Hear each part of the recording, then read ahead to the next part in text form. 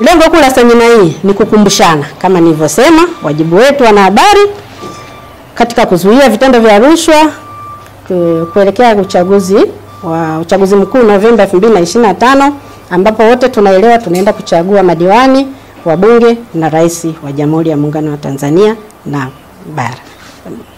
Kwa hiyo semina hii hasa tunataka wanahabari, hasa mkoa wa Morogoro ambao ndo walengwa, tuko mkoani kwetu, tushiriki vipi katika mapambano dhidi ya rushwa, tushiriki vipi katika kuzuia vitendo vya rushwa huko mtaani tunakopita, kwa sababu sisi tunawafikia wananchi sehemu kubwa sana, pengine kuliko hata sisi kama TAKUKURU.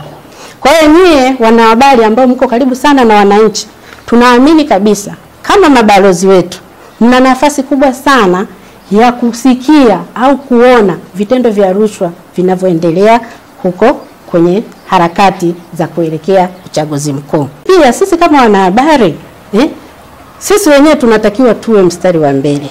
Mwanahabari ukipofushwa kwa rushwa, hautaweza kuandika au kutoa habari za vitendo vya rushwa katika kipindi hiki cha kuelekea uchaguzi kinachoendelea katika mkoa wetu.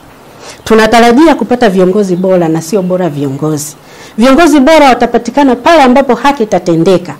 Wananchi wamtambue mgombea ambaye anaenda kugombea hiyo nafasi ya uongozi, ambaye ana uwezo wa kuweza kuwasimamia na kuleta maendeleo katika mkoa wetu wa Morogoro.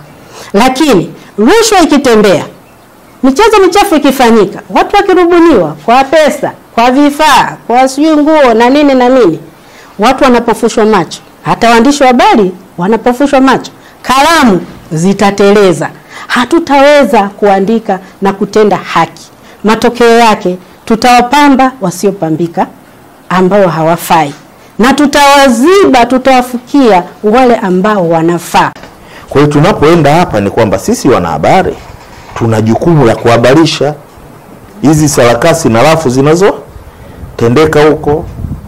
Sasa sisi wanahabari, sisi TAKUKURU, tusipokuwa wamoja katika hapo, tumepigwa chini. Na wale ambao tunakaa hapa kuimba rushwa watazidi kutushinda, na wakitushinda ndio nchi inakuwa corrupt.